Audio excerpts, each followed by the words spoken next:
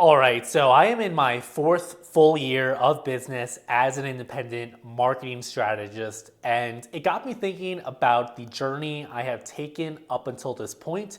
And so I wanted to make a video just detailing my 5 key pieces of advice I would offer to anyone who is looking to pursue a similar career path to me, who wants to be a self-employed individual in the marketing space. I want to give you the steps I took and the steps I would recommend you take in order to follow my path in a very seamless way where you're not going to risk financial jeopardy or burn any professional bridges. This video is going to be applicable whether you are a young person just getting started in your career, maybe you're in college, or maybe you've been working at an agency or in-house for several years now and you're ready to go out on your own. If you're new here, my name is Bailey Canning. I'm an independent marketing strategist based in Denver, Colorado. Now, if you are looking to go full-time and run your own marketing business, whatever your goals are, whether you want to stay self-employed and make it a solo-oriented business, whether you want to hire a team, whatever the case,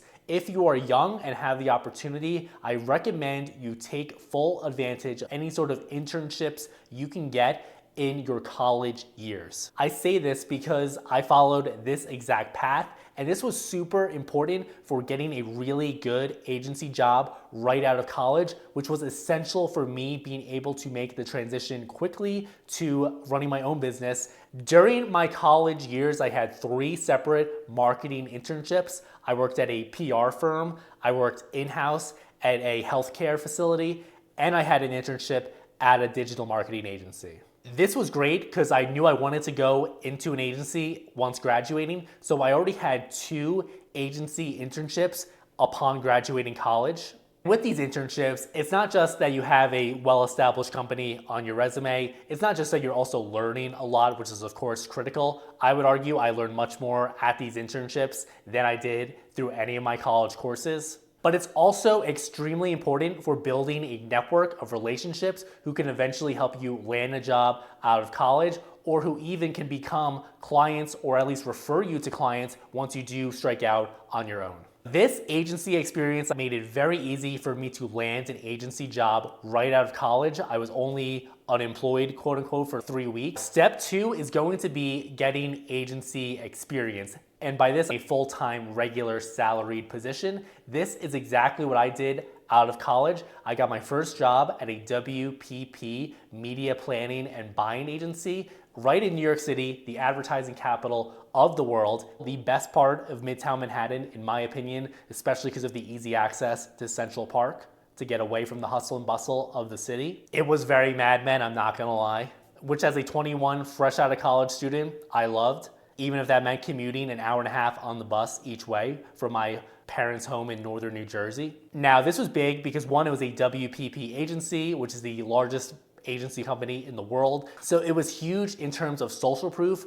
Also, it was really great because I would say this job, while I did learn a lot professionally, it was actually very helpful for me from a socialization perspective, because I would say through this job, through the 100 plus people at the company I had to regularly interact with, it made me much more confident, much more outgoing, much more personable, and I would say just much more interesting, which is going to be huge for convincing clients to work with you ultimately, because not only do prospective clients want you to be well qualified, they also want to ensure that you're not a stiff, quite frankly, and that you actually have some personality. Ultimately, people hire the people they want to work with and can see themselves working with. Now, I stayed at that agency for about 1.5 years, and then I went to another agency in northern New Jersey, a digital marketing focused agency, much smaller, it was about 15 to 20 or so people. So it had a very much of a startup-like vibe, but also this was very good because while the last agency was very corporate and my role as a media planner and buyer was very siloed, there wasn't the opportunity to really go in and help out with other departments. Not so in the smaller agency where I was regularly able to talk to different teams. And then also, it just gives you a lot more hands-on client experience because you're just expected to do a whole lot more in that startup-like atmosphere. The agency experience was huge because it exposes you to a wide variety of clients and industries. So I would really recommend, even if you don't ever plan to strike out on your own, if you're serious about learning a lot more about marketing and perfecting your craft, Agency experience is going to be huge, especially early in your career. I would argue that agencies have the best marketing talent. That's another big benefit of working for an agency. You're just going to be able to learn a lot more than you would from your coworkers versus if you were working in-house. Now, this brings me to the most important part of the video here, and that is going to be to not necessarily quit your day job. What I would recommend doing is to start your agency or your consultancy on the side as a side hustle and grind as hard as you can while working your full-time job as well for as long as you can until you have enough runway in terms of money saved up in the bank, as well as clients who are already paying you, so you don't need to go out on your own with no clients and not a whole lot of experience to back it up. While it may be more fun to do the quit your job on a Friday without any idea you were going to do that when you woke up, and to start your business over the weekend and hit the ground running, makes for a better story at a bar one day later on and has that movie quality type experience to it, I will tell you, I know multiple people who have done that, and they will all tell you that while yes, it was fun, while yes, it was exciting, they don't recommend that to other people. They honestly will tell me, Bailey, I should have taken the route you took. But I will say it was not easy. My schedule during this time, I had to wake up at 5 in the morning, usually earlier, honestly, so I could work out first thing in the morning, then take the bus into the city. I would then work on my business or do client work on the bus. And then I would be trying to fit in calls on my lunch break. The first agency I worked at didn't really know I was doing all this, but what's the saying? It's better to beg for forgiveness than ask for permission. So that was my mindset the entire time at that first agency.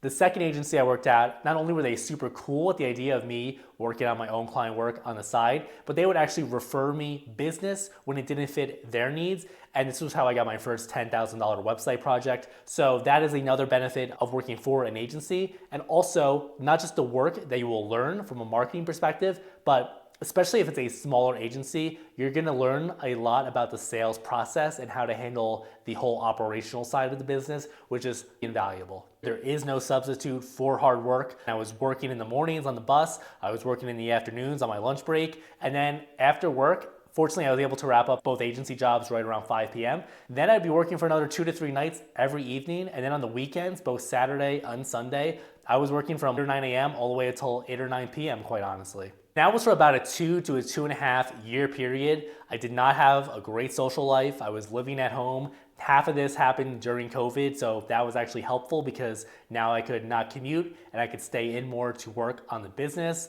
But yeah, I did not have much of a social life. I certainly wasn't going on any dates with any stylish, fashionable ladies. But as I look back on this time, I was able to get through it because I had a very clear end goal in mind. My goal was to move to Denver, Colorado, where I am here today. And I also wanted to do some traveling when I could, knowing I could work remote once I was out on my own. So that also helped me and encouraged me and gave me the incentive ultimately to work hard because traveling, moving, these things requires money. So you got to go out and earn the money to do the things you want to do. But also I was genuinely very interested in the work I was doing and I found it very enjoyable to the point where on the weekends when I woke up on Saturday or Sunday, there was nothing else I wanted to be doing other than pursuing entrepreneurship, making content, building websites, trying out different marketing strategies. That to me was the idea of a fun weekend. So it really was not a big sacrifice or a big deal, quite honestly, for me to be working so hard. But yeah, during this time, I was working probably 60 to 80 hours a week. And it certainly does get to you. I would not recommend doing that for your entire life, certainly, because I think things are going to pass you by then. But if you can grind early on in your early 20s, it can pay massive dividends going forward. All right, so we've talked about getting agency experience. We've talked about getting internships while you're in college, if that's applicable to you. We've talked about hard work. We've talked about many things. The number one thing, though, that I think cannot be overlooked throughout this entire process, yes, you gotta be smart. Yes, you gotta be talented. Yes, you gotta put in the work, but you also need the courage. And famously, the Stoics said that courage was the most important virtue because without courage, none of the other virtues are possible. Now, I think courage is so important because there's that famous saying that the A students work for the B students and the C students, because while intelligence is very important, It's not the only factor that's going to determine how successful professionally someone is. I would argue it's one of about 5 factors that are equally important. I would say the reason why many A students do not become entrepreneurs is because if you're an A student, you don't have any incentive to look outside of the structured system that is either a school or working for a company, versus if you're a B or a C student, you're probably a little bit rebellious, you're probably looking for ways to cut corners and yet improve your results. You're much more creative and open-minded to systems outside of the one you're currently in. So the incentive structure is far more beneficial to be a B or C student, in my opinion. Also, if you can cut back on the studying, only get B's or C's, you have opportunities to pursue things outside of school, which could be beneficial in the long run for entrepreneurship. At a certain point, it doesn't matter how much money you have saved up in the bank, doesn't matter what your resume is. At a certain point, in the final analysis, you are going to have to make a decision to pursue entrepreneurship, to quit your job and go full time in on the business, even when you may have many family members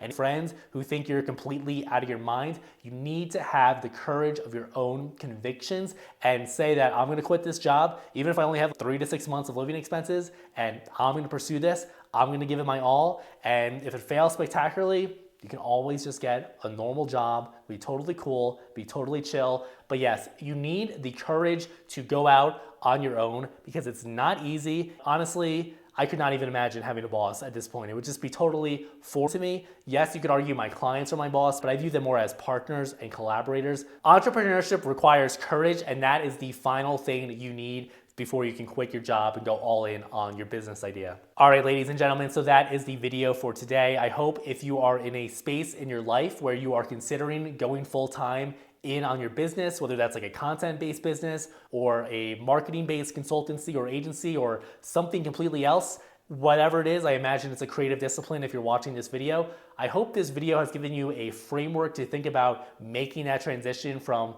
either being unemployed right now and starting your own thing or transitioning from standard W-2 employment to entrepreneurship. What I outlined today, I would argue, is the most streamlined, most straightforward path to get to entrepreneurship, whether you are a college student starting out or you're currently employed by a company. The key thing really is to work on your side hustle and grind on that and be consistent with that before taking a leap full time, unless you already have a ton of money in the bank where you feel comfortable quitting your job. And other than that, it's hard work and it's the courage to pursue your convictions, even if nobody else agrees with you and even if people think you're totally crazy.